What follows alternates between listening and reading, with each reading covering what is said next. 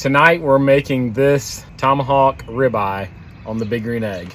Let's get it. I seasoned up the ribeye last night and just let it sit uncovered in the refrigerator all night for a little dry brine action. We're gonna have some mushrooms and onions to go with our steak tonight. Now I'm just gonna mince some garlic and chop some fresh rosemary for some compound butter.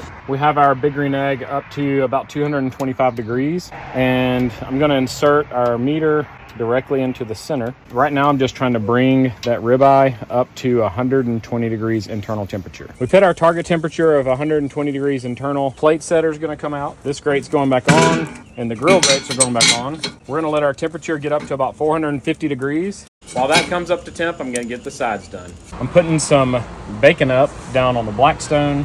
First thing I'm getting down are those mushrooms, onions, and garlic. I'm going to toss in asparagus and get it mixed around in that BaconUp. Use some spray oil to lubricate those grates. Press down to get good surface contact. Spray some more cooking spray on it. Turn them, press down again, and we're going to flip the steak over, press it down. Last time turning the steak here. The steak is done. Beautiful grill marks. We're going to get it on the cutting board to rest. Shrimp's going down right in the middle. It has a shrimp seasoning on it. That compound butter, garlic, and herbs have melted into it.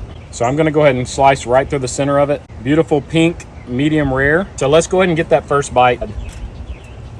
It is so flavorful. That